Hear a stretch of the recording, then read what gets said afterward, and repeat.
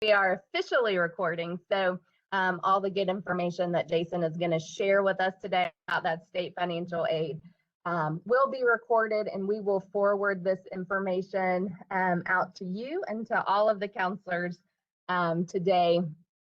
Most likely it will be on Monday morning, and your outreach specialist will be sending that to you. So you'll receive that information for them most likely on Monday morning. So I will go ahead and turn it over to Jason. So take it away, Jason.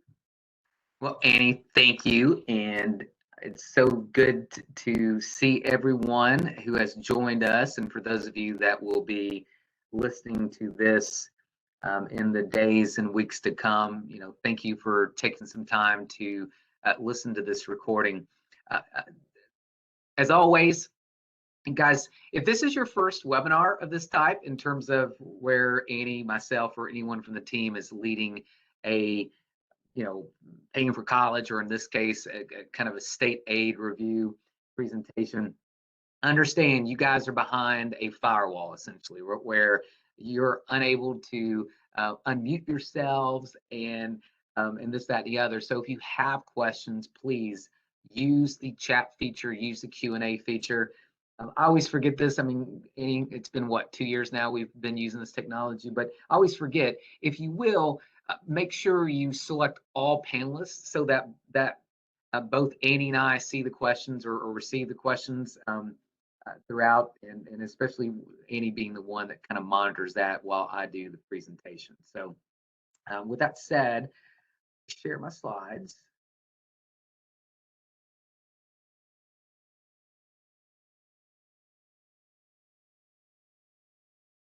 And let's begin.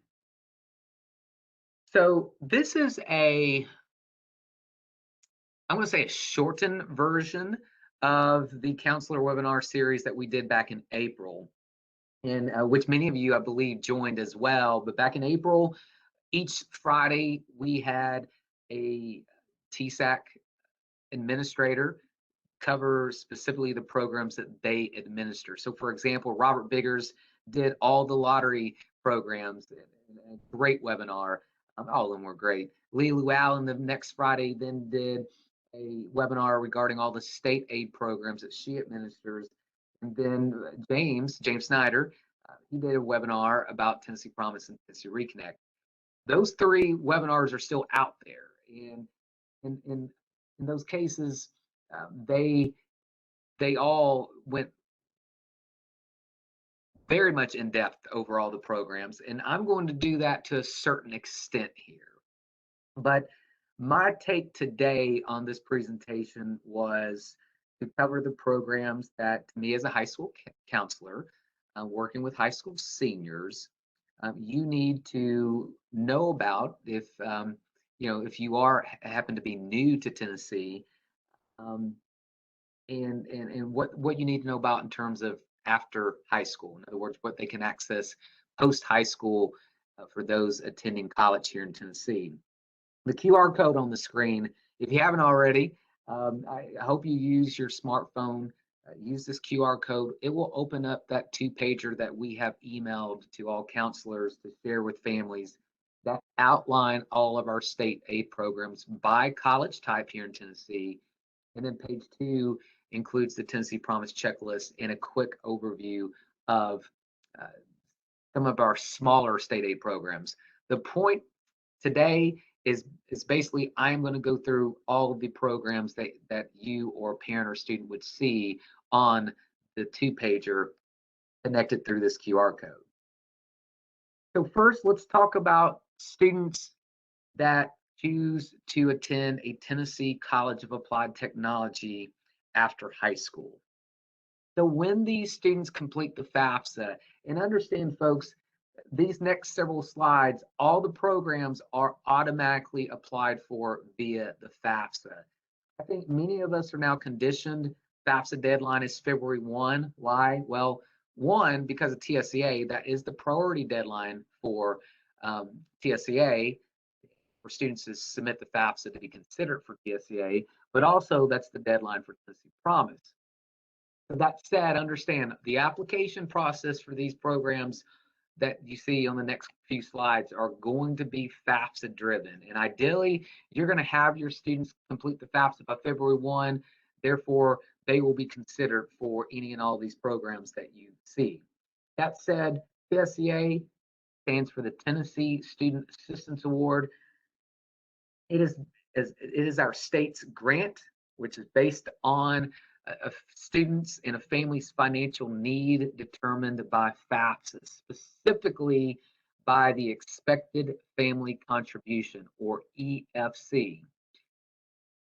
Guys, EFC is the number that is calculated based upon the information that the student and parent provide to FAFSA. Okay, so the EFC, the formula that looks at the parent income, parent assets, student income, student assets, number in household, and number in household attending college, among other factors.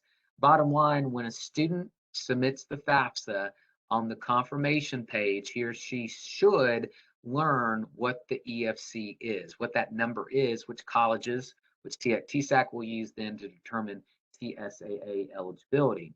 In this case, 0 to 4,500, that's the range. If a student's EFC is between 0 and 4,500, then the student should be TSAA eligible. From a TCAP perspective, that would amount to $333 a trimester.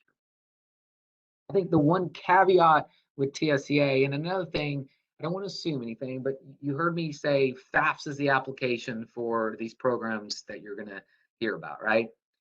And we're going to cover FAFSA here in a couple of weeks as we preview the 22-23 application. As a reminder, in order to complete a FAFSA, the student must be either a citizen or an eligible non-citizen, which typically is someone who has a green card, for example, or an I-94 arrival departure record. Again, I'll save that for a couple of weeks. However, the caveat with TSAA is first priority per law is given to U.S. citizens. TSAA, unlike these other lottery programs that we will discuss here in a bit, Wilder Navy, that TSAA is not an endless pot of money, right? So we are only able to award U.S. citizens with specifically TSAA. So make that known. You will have students that have a green card that they will be considered for Wilder Navy, for Hope, for Promise, but TSAA priority is given to U.S. citizens, and unfortunately, we are only ever able to award U.S. citizens because of the limited funding that TSAA has. And again, priority deadline for FAFSA is February 1 as it relates to applying for TSAA. Wilder Navy, that is our lottery scholarship specifically for students attending a TCAT. The only requirements are must be a Tennessean, must complete the FAFSA, and must pursue a certificate diploma at a TCAT. So counselors, educators, college access professionals, even you and I are eligible for Wilder Navy at a TCAT, right? No matter if we have earned our bachelor's, our master's, our doctorate degree, we could still attend a TCAT and use Wilder Navy, assuming we've never done that previously. So again, Wilder Navy, not income-based, not ACT, not GPA-based, simply must be a Tennessean who's able to complete the FAFSA and pursue a certificate or diploma. The one asterisk on this slide before we move on to community college aid, this is a scenario and a question that my team has already received numerous times as we have begun this fall semester. So if a student graduates from your high school Hope eligible, but enrolls initially at a TCAT, if he or she completes a diploma program, and that's the key, if the student completes a diploma program at the TCAT, he or she then can transfer on to a 2 or 4 year college in Tennessee and still receive the Hope Scholarship. But the key is, folks, they've got to complete the diploma program, right? I guess the other key is they have to be Hope eligible upon graduation, but then if they start out at the TCAT first, they've got to complete a diploma program, and then they can still qualify for the Hope Scholarship if they transfer to a 2 or 4 year institution. So from a community college perspective, again, we're going to look at TSAA and we're going to look at the lottery scholarships for community colleges, at least initially here, right? And again, FAFSA is the application for these programs. We've already touched on TSAA on the previous slide. You're going to see it on the next two slides as well. Again, TSAA 0 to 4,500 EFC, that's the key.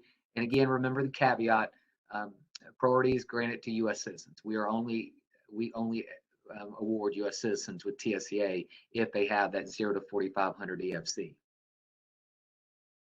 On this slide, we introduce the Hope Scholarship. All right, Hope Scholarship is earned by students who graduate from high school, and I'm assuming the majority of you are representing a public high school or category 1, 2, or 3 private high school. Thus, your students must achieve either a 21 ACT or the SAT equivalent or a final cumulative 3.0 GPA, which we'll talk about in a bit. As a public school grad, that GPA must adhere to the uniform grading policy. So again, Hope is based on either or, test score or GPA, right? So if you're working with a student who graduates with a 3.7 GPA, but only ever achieves, let's say, an 18 on the ACT, well, that student's Hope eligible because he or she graduated with above 3.0. On the other hand, if you have a student that graduates with a 23 ACT, but a 2.8 GPA, again, student has at least a 21 or better ACT, that makes the student Hope eligible. Hope, again, not need-based, not based on EFC. However, FAFSA is the application. So if a student wants to take advantage of the Hope Scholarship, and he or she has graduated with either a 21 or 3.0 GPA, again, they've got to complete the FAFSA in order to apply for the Hope Scholarship. At a community college, Hope is $1,500 per semester. Hope with Aspire, this is our supplemental award for the Hope Scholarship. So if you're Hope eligible and your parents' adjusted gross income or AGI is $36,000 or less on the FAFSA, that at a community college will add $250 on top of the Hope Award, right? So $1,500 plus $250, a Hope with Aspire student would receive $1,750 a semester at a community college. Our other supplement, GAMS, the General Assembly Merit Supplement, for Hope students who graduate with a 29 ACT and a 3.75 final GPA. So in this case, they have to have both ACT and GPA, 29 and the 3.75. These students will qualify for GAMS, which will tack on an additional $500 each semester onto their Hope Scholarship at a community college. So at a community college, a Hope with GAMS students would receive $2,000 a semester, $1,500 plus $500. Folks, again, if you use the QR code at the beginning on the title slide, you know, that was our idea with the new PDF, is hopefully this is more easily explaining these programs, or at least the dollar amounts and the quick academic requirements, right? And so hopefully you see that if you're following along with the PDF as well. From a four-year public perspective here in Tennessee, honestly, copy and paste from last slide, okay? The only thing changes here are the amounts. So for TSAA, a U.S. citizen that has 0 to 4,500 EFC, the amount that they would receive at a UT Knoxville or MTSU or University of Memphis would be $1,000 a semester. So the TSAA increases at a four-year public college. Hope, it also increases. Notice, at least on the slide, I think it's better explained on the PDF, but on the slide, what the 1750 and the 2250 represent is if I am a freshman or sophomore at a four-year public college in Tennessee, I will receive $1,750 a semester from the base Hope Award. And then once that college classifies me as a junior or senior, my Hope Award will increase to $2,250 a semester. The other change, the Aspire supplement actually increases at a four-year level. It increases to $750 a semester. So if you are Hope eligible, your parents' income is less than $36,000 on FAFSA, then you will receive an additional $750 on top of your Hope Scholarship. So for a freshman, sophomore, that would be $2,500 a semester as a Hope with Aspires recipient. GAMS is the same in terms of $500, and again, student must have that 29 ACT and a 3.75 GPA for GAMS eligibility. And then finally, from a private college and perspective here in Tennessee, and for counselors, I mean, this is good for you to hear because we're still asked at times, is Vanderbilt a Hope eligible institution? You know, is Rhodes, is Sewanee, is Union? Yes, right? Most all private colleges are also Hope eligible. So if I'm a student looking to attend one of these colleges, again, everything's the same with the one exception on this slide, again, being TSAA, a TSAA recipient attending Belmont, Lipscomb, Fisk University, schools like that, their TSAA amount increases to $2,000 a semester, okay? But all the Hope programs are the same for your public to for your private in terms of academic requirements as well as income requirements.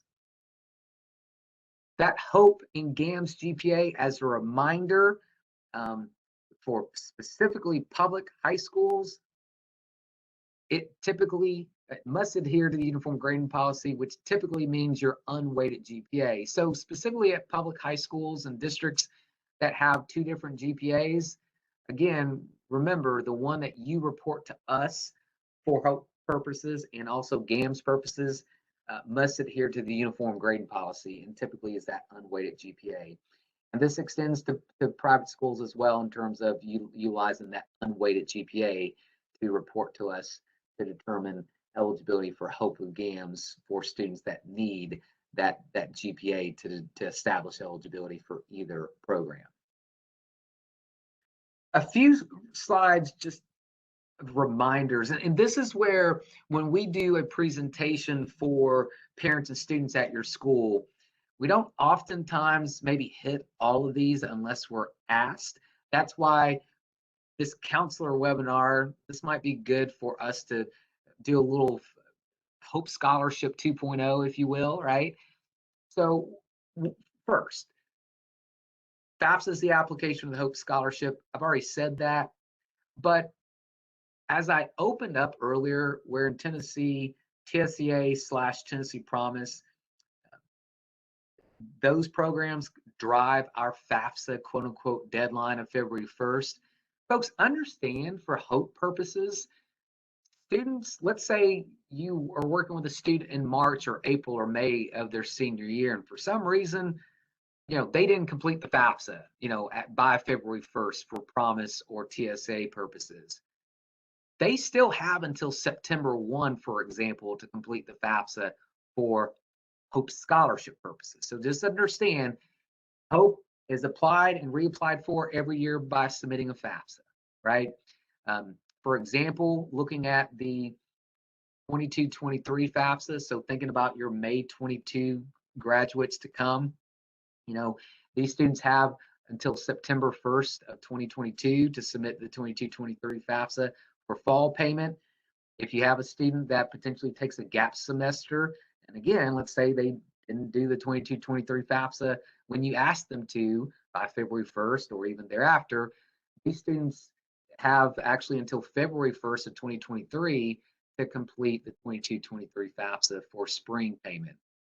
Just listening to me right there, this is one reason we don't necessarily say this unless prompted during a high school presentation with students and parents or classroom presentation, right? That's a lot of information. We try to keep it simple. Just do the FAFSA in October or November, as I like to teach. And guess what? You don't have to worry about any of these deadlines. But just understand, FAFSA for Hope purposes, their deadline or its deadline is actually extends beyond Promise and TSA deadlines. The 16-month rule. One of our favorite questions and one of the probably most confused rules there are as it relates to the Hope Scholarship. So the 16-month rule is when a high school graduate must enroll at an eligible Tennessee college or a regionally accredited out-of-state college to start, quote unquote, their Hope clock. Now, I'm going to be honest, guys, that's something I think I've I've somewhat created is this idea to start the hope clock. Sometimes, and he knows this, I don't know how else to sometimes explain this, but for example, all right, a May 22 grad must be enrolled at one of those two types of colleges by August 2023. Let me actually say this to perhaps help that. Many of you know I'm a proud alum of Western Kentucky University. Obviously, Western is located outside the state of Tennessee. And if you didn't know this, again, all of our Tennessee programs must be utilized in the state of Tennessee. So no matter what your parent or student perhaps asks you or tells you, a student cannot take the Tennessee Hope Scholarship outside the state of Tennessee. WKU, the University of Georgia, it's just not how it works. The Tennessee Hope Scholarship can only be used in Tennessee.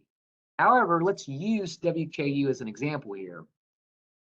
If a student graduates high school, is Hope eligible, but initially attends WKU, well, that satisfies the 16-month rule, right?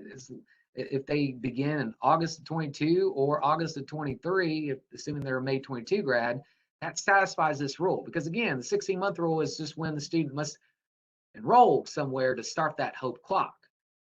Now, let's say that student stays at WKU for 1 year, 2 years, and that at the end of their sophomore year, let's say they have to transfer back home for whatever reason. Can the student still be Hope eligible? Yes, they can. And we'll talk about those requirements in a bit. But again, the 16-month rule only is only, it means the student can take a gap year, right? And then as long as a May 22 grad enrolls at either an eligible Tennessee college or originally accredited out-of-state college, they will at least have satisfied the 16-month rule. The other thing that Robert did a great job of talking about and introducing last April during his lottery presentation was this new idea that Hope, as well as all of our state aid programs, so this means TSAA, Tennessee Promise, etc., all of our state aid programs are now adhering to college program of study. I actually went back and rewatched Robert's webinar, and I bet we spent about 15, 20 minutes talking about program of study based on questions counselors asked. But at the very, very end of that webinar, I think the one thing that Robert said, which I think we all, which is a good rule of thumb here, is, it's going to be the college's responsibility, and specifically the academic advisors, the financial aid office. They're the ones that are going to be keeping track to ensure that the student is pursuing coursework that counts towards their degree and that will then qualify for financial aid, right? And I think that's something as a counselor, I would introduce students to say, guys, whether it's for your state aid, your federal aid, but also institutional aid, more and more, colleges are, all colleges are now, for at least federal and state aid purposes, are required, to follow these college program of study guidelines, which essentially is this. It's essentially that these students have to be taking coursework towards their degree in order to receive financial aid, right? If they happen to be taking a course that falls outside of their program of study, then it won't be paid for. In other words, the student will have to pay out of pocket for that specific class, okay? And that's something that I think we need to plant this seed with our parents and our students and just say, hey guys, this is something that as you go through orientation, as you work with your academic advisor every semester to register for classes, this is something he or she hopefully will be stressing and making sure that you are taking courses that essentially qualify for financial aid and count towards your college degree. So how does a student keep Hope Scholarship? All right. So to keep the Hope Scholarship, they have to satisfy these requirements in addition to the GPA requirement we will see on the next slide.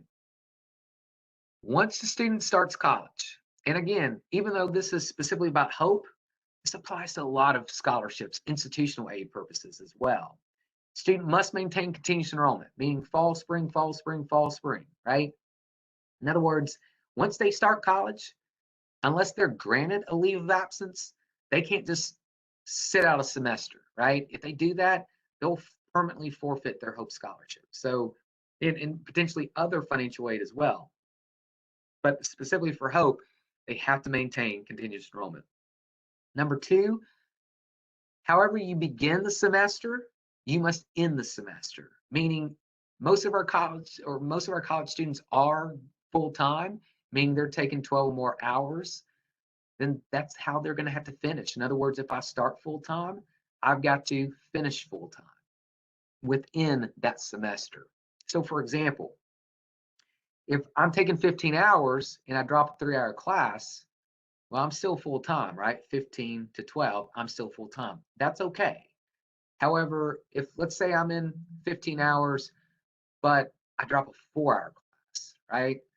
All of a sudden, 15 down to 11, I've changed enrollment status. Yet again, for Hope purposes, if you drop a course in a semester and change enrollment status within a semester, you will permanently forfeit your Hope Scholarship. All right. So that's why we always say, never drop a course without speaking with financial aid. And again, I'm using this as a Hope example, but again, this to me talks about all scholarships as well, right? Never drop a course without speaking of financial aid, because you just never know how it may impact a student's scholarship, a grant, etc. That's another thing I think we need to stress to students and parents so that they learn. The Hope Scholarship ends after either 5 years or attainment of your baccalaureate degree, whichever occurs first. So in other words, once a student begins college and receives the Hope Scholarship, assuming they satisfy all the requirements year after year after year, their Hope Scholarship will end after 5 years or attainment of baccalaureate degree, whichever occurs first. So if I graduate with my bachelor's degree in 3 years, then my Hope Scholarship will end at that point. Now, from a GPA perspective, Hope renewal. Understand from a college perspective, at the end of a semester in which the student has attempted the following benchmark. So 24 hours, 48 hours, 72 hours, 96 hours. So at the end of the semester in which they've reached this benchmark. All right. So for example, I'm a college student. I take 15 hours in the fall, 15 hours in the spring. That's 30 hours. So at the end of the spring semester, I have now reached my 24 attempted hour benchmark. That's where the college will then take a snapshot of my GPA at the end of spring through 30 hours as an example here. As long as my GPA is a 2.75 or better, then I will retain Hope. And my next review point will be at the end of the semester in which I have crossed over the 48 attempted hour benchmark. Here's something as a reminder for students who do dual enrollment. Folks, yes, those hours in grades, they may factor into the college GPA, but those grades and hours are excluded from the Hope Scholarship college GPA. So what I mean by that is this. When you graduate from high school and you're Hope eligible and you begin college, let's say in August, from a Hope Scholarship perspective, you start at 0 attempted hours and a 0 GPA. And I think this is very important for students, especially dual enrollment students, to hear. Many of them are perhaps going into college with maybe a perfect 4.0. And unfortunately, like from a college perspective, they'll from the overall college GPA, the college may decide to keep those dual enrollment grades in for college purposes. But again, from a Hope Scholarship perspective, you start fresh. When you start college in August, you start at 0 attempted hours and a 0 GPA. In other words, to retain Hope at 24 hours, it's based on what you did during the fall and spring semesters, not what you did back in high school. Okay. Now, if the GPA is unsatisfied, as you see the asterisk at the bottom, right? The student does have a one-time regain provision where if they lose the Hope Scholarship at a benchmark, they can regain at a future benchmark. And this is why I like this slide. So I show you the benchmarks. So in other words, if I lose hope at 24 hours, then I can regain it, but it has to be at our future benchmark. So that means my next benchmark would be 48 hours. That's when the next time I could potentially regain the Hope Scholarship. The other thing, there is a one-time repeat option. I always use my favorite example of organic chemistry. As some of you know who've known me for years, y'all have heard me have this example. I was a chemistry major in college. First time I took organic chemistry, I failed it. All right, plain and simple. I failed organic chemistry. It's probably why I'm not a doctor right now. And instead, talking to you guys about scholarship programs on a Friday morning here in September. But that said, a student who does poorly in a class that ultimately has to be retaken because of their major, they do have a one-time repeat. And again, it's one time. So in other words, I worked with a student last year who in the fall semester of 2020 failed 2 courses that ultimately he or she would have to retake, and did so the very next semester in the spring. And when we talked in the spring, at that point in time, I said, all right, so for hope purposes, you can go ask financial aid to replace 1 grade, right? So in this example, student failed 2 courses. So I mean, they made an F in 2 3-hour courses. They took both of them in the spring semester. In 1 course, they retook it and made an A. The other course, they retook it and made a B. So from a one-time repeat provision, right, for Hope Scholarship purposes, what I instructed the student to do is, okay, go to financial aid and ask for the 3-hour F in English to be replaced with the 3-hour A in English you made in the spring semester. And that was that one-time repeat. Now, when the student did this, thankfully, the student's GPA, as they reached the 24-hour benchmark with the addition of the one-time repeat, just crossed over the 2.75 mark that was needed. And so the student was able to retain their Hope Scholarship. But that's a one-time repeat option that a student has. And again, that's one time. So in other words, you can retake multiple classes if you have to, meaning for graduation purposes in college, but only one time can you go and ask financial aid to replace one of your grades. Okay, so hopefully that makes sense. I saw 2 questions. I don't know if you saw those as well. If not, I'll hit them right quick. One, does this mean that a student has to declare a major? This is in reference to program of study. So guys, Robert and I said this back in April. We know enough about college program of study to be dangerous, all right? We are really maybe asking you to educate your students just about this. And we're going to really lean on the colleges to hopefully explain from a financial aid perspective more in depth about program of study, right? And whether or not, so I'm somewhat avoiding the answer here because, again, I've heard some colleges for years have required you to declare a major, right? Others I've heard that maybe you don't have to, but as it relates to program of study specifically in financial aid, honestly, I think we all should defer to our colleges and let them explain that to our students. And at some point, that may be something, Annie, that you and I maybe bring on a financial aid person from a college perspective to perhaps go more in depth about program of study. That's something that guys, seriously, just in real time thinking about it, that might be really beneficial for us, all of us. And it's something that we'll look into as we continue offering these webinars, throughout this academic year. Linda, you ask, what happens if a dual enrollment student fails the class or earns a C and D? Are they still Hope eligible? So Melinda, great question. Remember, Hope is earned based on a 21 ACT or a 3.0 cumulative GPA at the time of high school graduation, period. Okay? So no matter what I've done in dual enrollment, right? Obviously, yes, those dual enrollment courses may factor into my high school GPA, but if I've earned 21 ACT or better, I'm Hope eligible. I graduate with a 3.0 high school GPA, including those dual enrollment grades, for example, if right, I assume most high schools do include the dual enrollment grades within their high school GPA. That's the key, Melinda, for Hope Scholarship purposes. It's a 21 or 3.0, period. Anything on your end? No, those were the two questions that we had. Okay. So that's the Hope Scholarship. That's a lot right there, right? That is 36 minutes alone about the Hope Scholarship. Robert did an hour and 20 minutes, so I guess I'm doing maybe a little bit better. But anyways, that's the Hope Scholarship. Again, please fire away with questions if needed. All right. Now, let's segue into the Tennessee Promise Scholarship and specifically the checklist. This was outlined on page 2 of that PDF.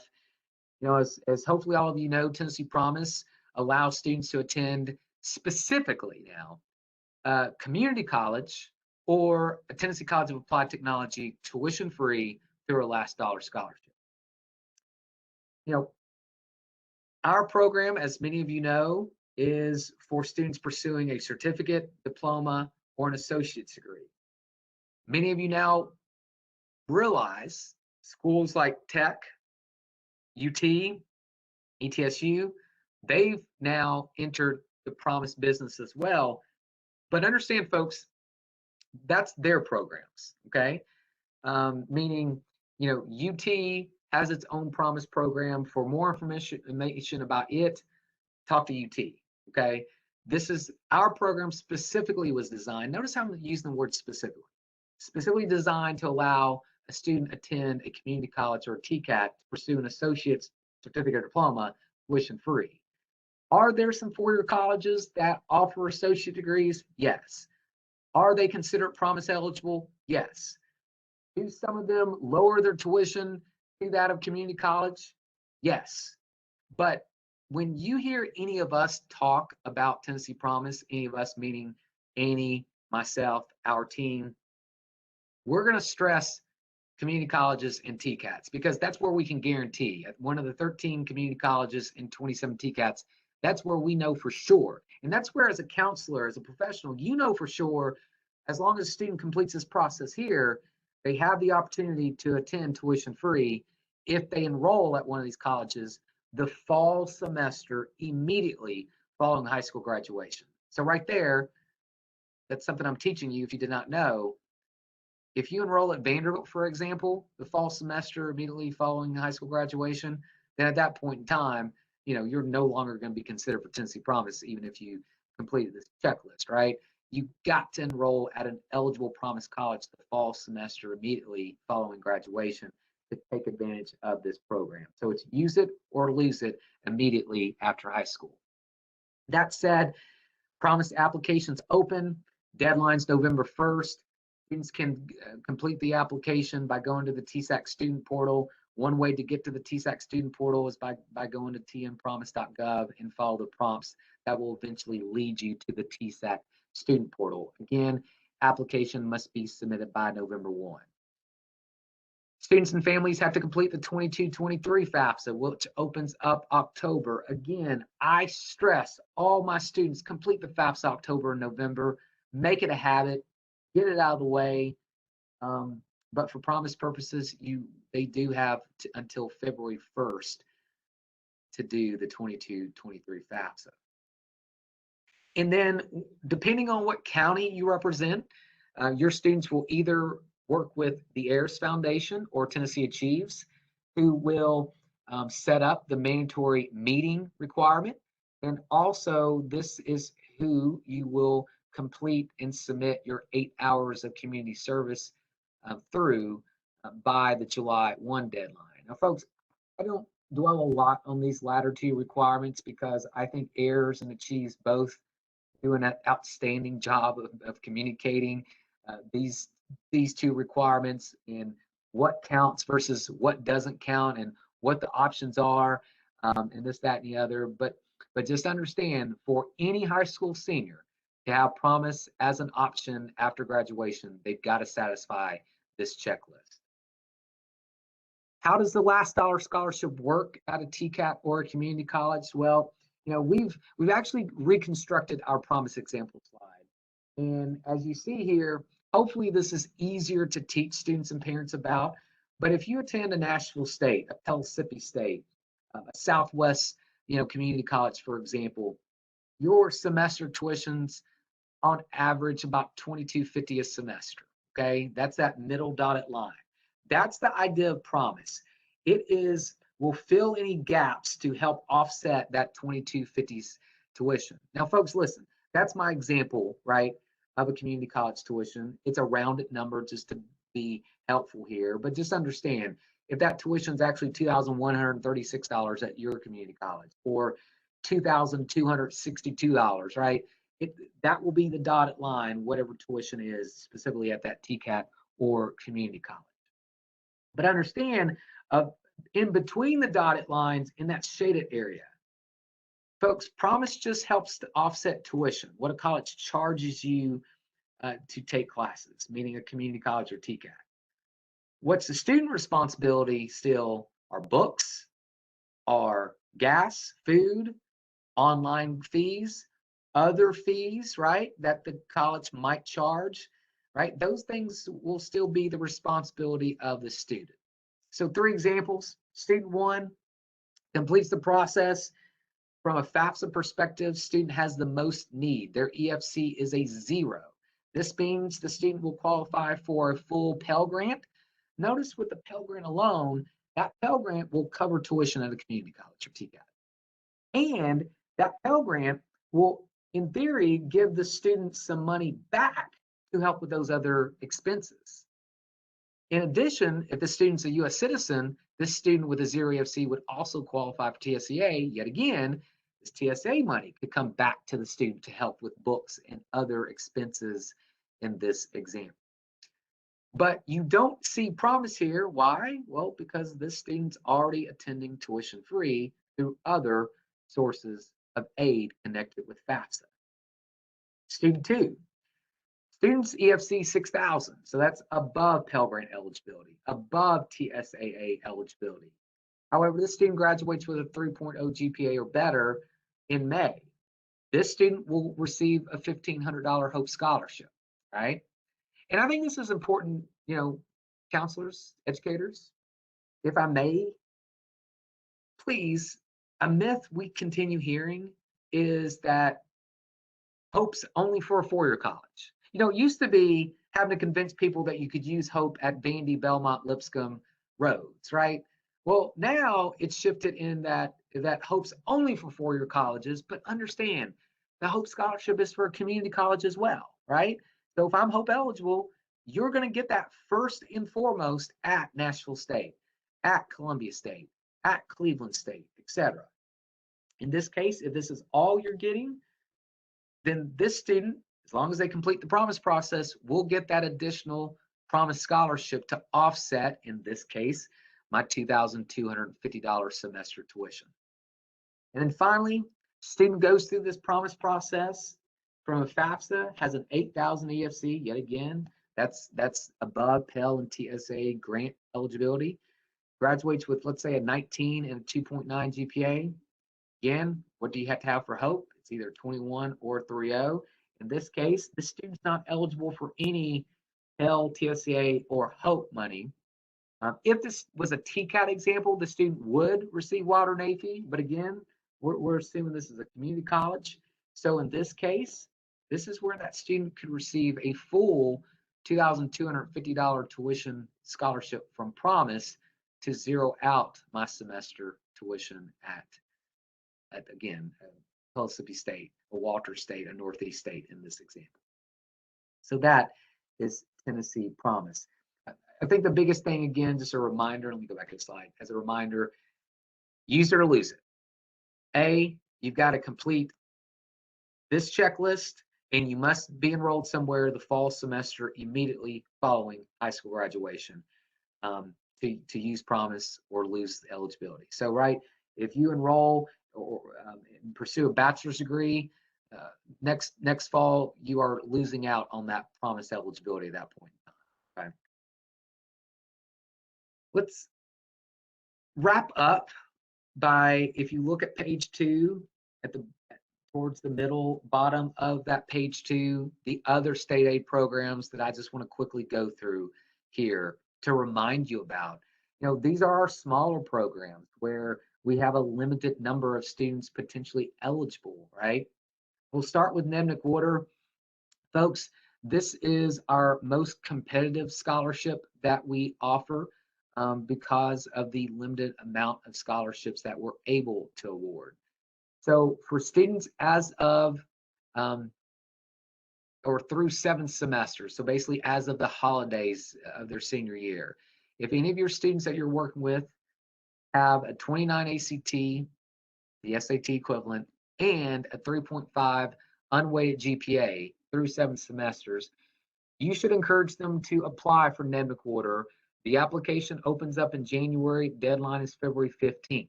But folks, understand, historically, we have typically awarded only 50 seniors each year. That's history. I think you heard Leah say back in April, and Leah Lou Allen administers Ned McWhorter, or is over the person who administers Ned McWhorter within our agency.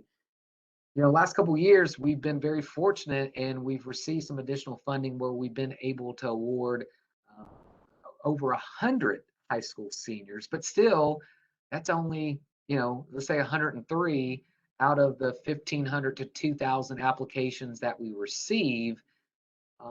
So understand, as applications are received, we rank applications based on ACT, SAT test score, GPA, the curriculum difficulty score, which essentially means, how many AP, IB, dual enrollment classes did the student take, and then also the leadership that the student has portrayed and that the student will indicate on their Ned McWhorter application.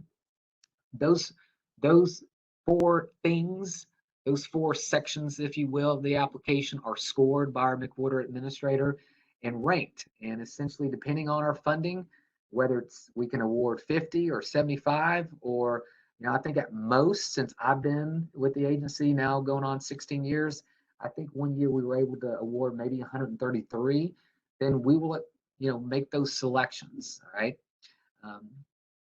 The annual award, if selected, is up to $6,000. But understand, folks, half of that is going to be from us, $3,000. So that's guaranteed. So if you're selected, you're going to get $3,000. All right. And that's for the year. So $1,500 a semester. That's guaranteed. We ask the college to match that. Now, here's the thing. Some colleges will match it with new money. So in other words, matching it with $3,000, so that student's award would actually be $3,000 a semester for the total of $6,000. But some colleges will just simply say, all right, well, we're awarding the student a presidential scholarship already. That's our match. And therefore, the student, would only be receiving $3,000 additional dollars of new money from TSAA itself, right? So just understand about the awarding. And to keep McWhorter, student must maintain a 3.0 throughout their 4 years of college. And unlike Hope, which allows a student potentially to use Hope for 5 years, right?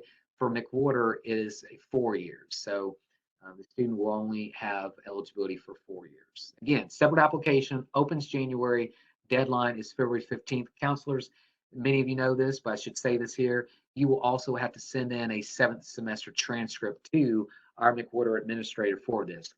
Don't worry, we will remind you about this.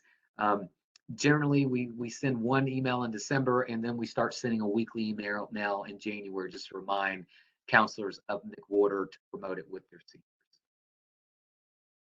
Foster child tuition grant. So like the other HOPE programs, and again, this is the HOPE foster child tuition grant, this is all driven by FAFSA. So in this case, applications FAFSA, student must be HOPE eligible upon graduation from high school.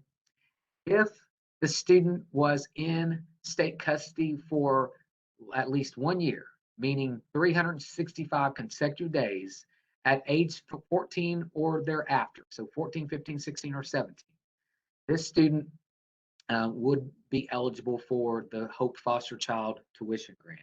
The award amount varies. It's based on unmet need, not to exceed the average tuition and mandatory fees at a public college. Jason, translate that for us. All right, so typically that means the award's not going to exceed $10,000. But what potentially this student could receive is up to, let's say, $10,000 that could be used for housing or textbooks, a combination of those other costs beyond tuition, because generally speaking, the student who's a foster child is going to get full Pell, they're going to get TSAA, and if they're Hope eligible, they're going to get Hope with Aspire. So they're already getting approximately $13,000 to help with tuition. But what this foster child is that unmet need. So if they're living on campus, if they have obviously textbooks and other fees, that's where this foster child tuition grant can come in and help. Again, this is all FAFSA driven. If a student indicates that they were in foster care, when they become Hope eligible in our system, one of our colleagues will reach out to DCS to ask, does the student satisfy the 1-year state custody requirement at age 14 or thereafter? If they do, then we internally will help the student establish foster child tuition grant eligibility. Step Up Scholarship. So here's the key if you're looking at the overview on page 2.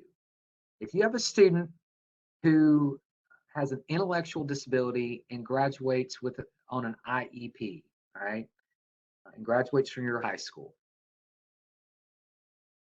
many of these students are unable to take advantage of college like you and I did, right? Many of these students will be unable to pursue an associate's or bachelor's degree. As many of you know, there are 5 colleges in the state that have 5 special programs for such students, okay? And these are the 5 students.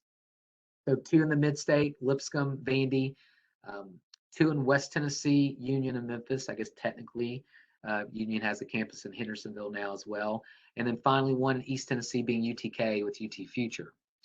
So if you have a student who, again, intellectual disability, graduates with an IEP, unable to pursue an associate's or bachelor's, but explores one of these programs and is admitted, then there is a step-up scholarship.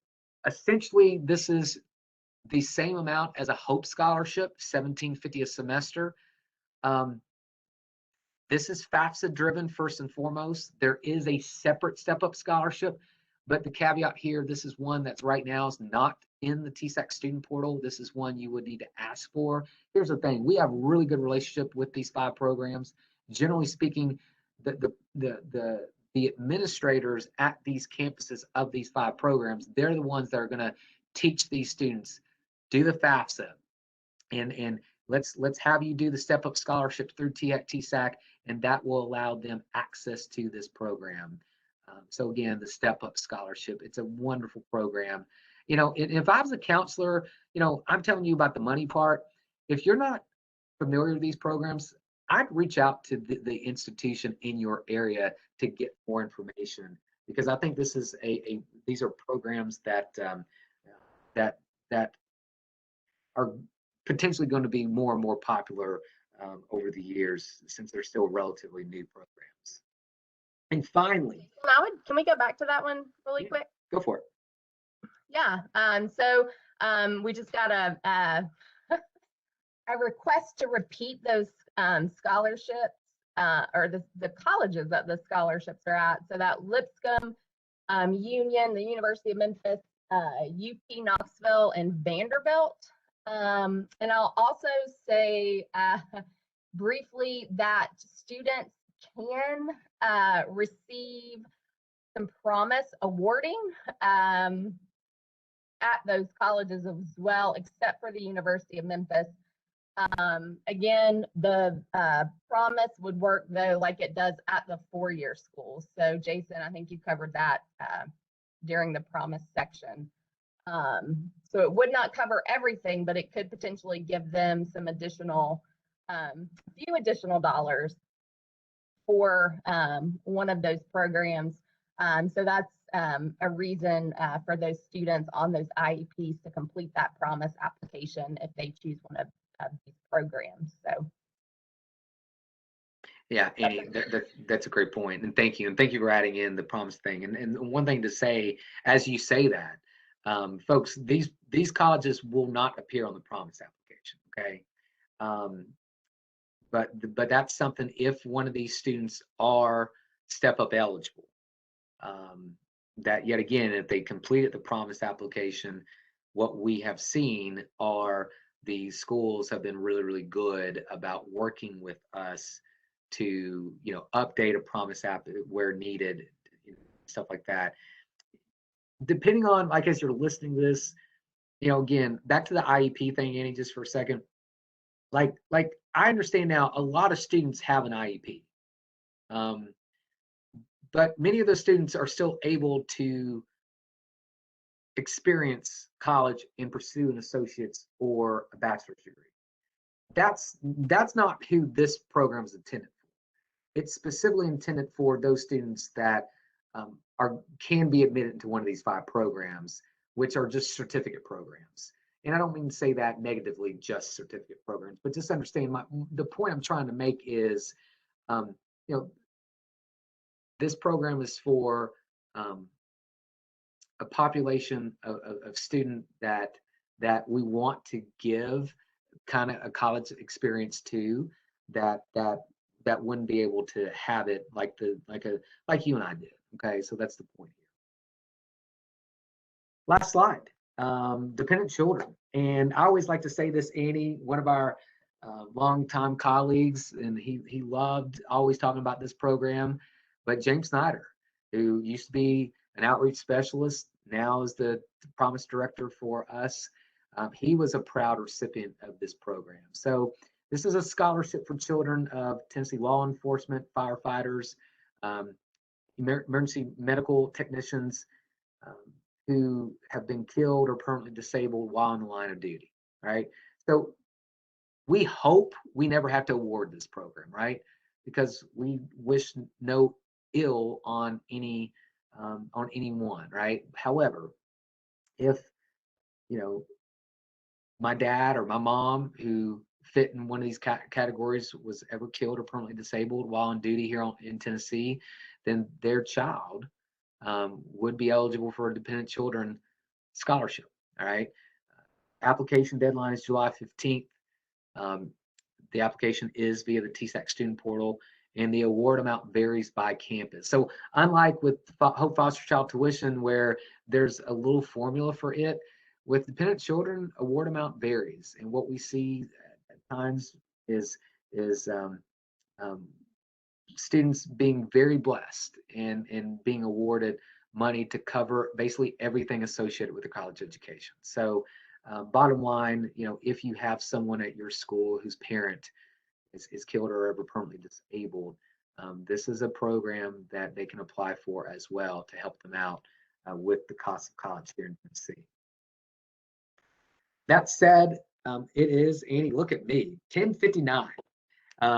That is the presentation today for state aid programs. Kind of as always, there may be some questions that y'all now have that just because it's 11 or will be soon 11 a.m. Noon on the East Coast. If we have questions, Annie and I will stay on. We'll keep on recording until we're officially done. But this QR code here again opens that 2-page PDF, which outlines everything we've discussed here. Again, specifically, we made this PDF for parents and students, hopefully to be able to better digest our programs. We also made it selfishly for you and me, because there's a lot of nuance with all these programs. And this presentation was that nuance. The PDF is more of the nuts and bolts that, to me, most parents and students and even professionals will do fine with. Annie. Yes. Take it away. Yeah, so we did have 2 questions. One, going back to that foster child tuition, grant, is that available? Say the student was in foster care, but they were adopted when they were 17. Would they still be eligible to use that, or would it be based on the adopted parents' information now? And Annie, that was, forgive me, was that foster child tuition grant? Is that what you're saying? Yes. Yeah. So the answer is, and sorry, honestly, it's a moot point, but the answer is yes. So the key there is, was I in foster care at any time at age 14 or after for 365 days? So in other words, let's say I'm 15, and in July I was placed in state custody, and I remained in state custody for 1 full year, and I was adopted, late the following year at age 16. Then that would satisfy. I would be independent on the FAFSA still, because on the FAFSA, remember folks, the question is, were you at any time in foster care at age 13 or thereafter? So FAFSA is a little different than Hope Foster Child Tuition Grant. So that student, even if they were adopted at 14, 15, 16, 17, would be independent on the FAFSA. But even with foster child tuition grant, as long as they were in state custody for 365 days at age 14 or thereafter, they would potentially be foster child tuition grant eligible if they graduate Hope eligible, regardless if they were adopted, let's say, at 17. And then the next question was about the Dependent Children Scholarship. Do we know if that includes parents who might have died of COVID that were a policeman? That's a good question. Or EMT? That is an excellent question, Annie. Have that person may, because it's funny, that person may be, which is perfect, chatting or emailing with you. If you will jot that down, or have that person email us that question, let's get some clarification. I mean, and folks, I don't mean to be nuanced, right? I don't. But I don't want to state a position and be wrong, right? So Annie, let's follow up with that person and get an answer for them. Awesome, sounds good.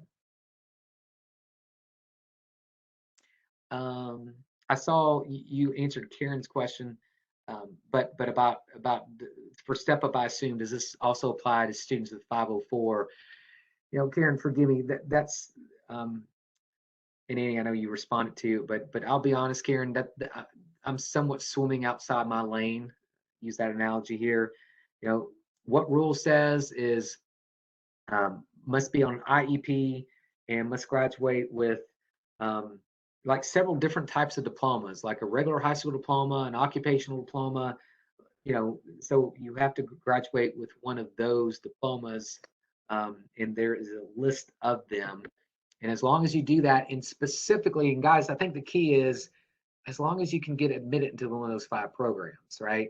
Then that's where Step Up would apply. Suzanne, give me a second. Suzanne's asking for the PDF. Give me a second, Annie, and or fire away with any other questions if there's any more that comes up.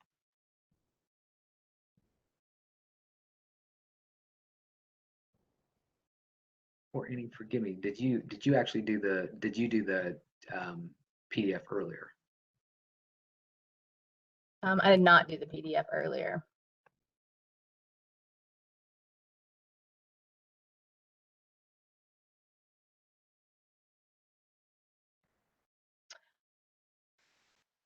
I do see another question that says, I have a student who was adopted and from another country and is in the process of becoming a citizen. Can they apply for Promise?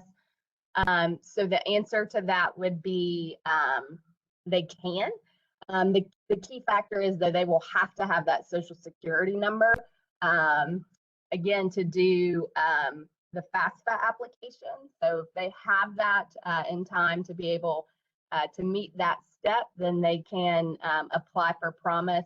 If you will email If you will email your outreach specialist, or you can email Jason or I, we can connect you with the Tennessee Promise administrators, James Snyder, Bill Heath, and they can create a temporary Social Security number for that student to be able to do that application. Again, however, they will have to have the actual social to be able to move further in that process. So you can reach out to us if you have any of those situations, and we can help those students.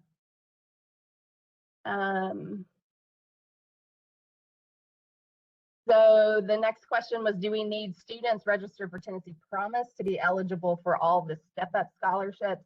So no, they don't have to complete that Tennessee Promise application. The step-up scholarship is independent of Tennessee Promise, so those aren't a requirement. It's just something that we are asked a lot, or counselors will reach out to us and say, we've got all of our students have done the Tennessee Promise, maybe accept those students with an IEP. And so there is a reason if for those students to do Promise if they are going to one of those programs, then again, Promise could award them a few extra scholarship dollars. So again, always a good thing. We encourage, again, every high school senior to do that Promise application. So we would just encourage them to do that Promise app in addition to those Step Up programs. Good questions.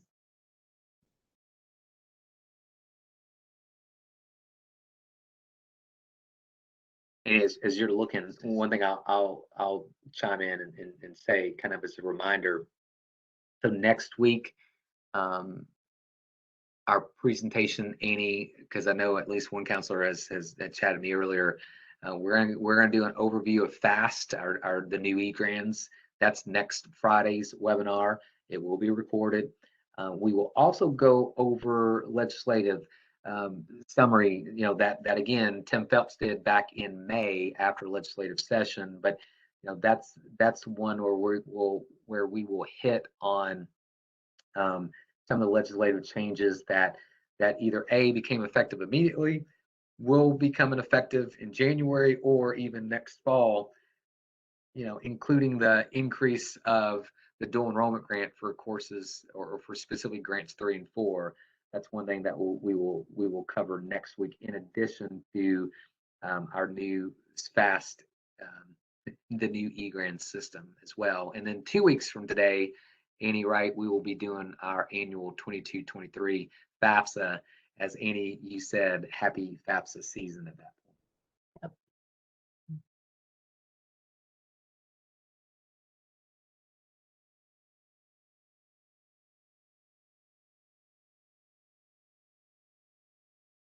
Well, I don't see any more questions coming through. I'm going to stop the recording. And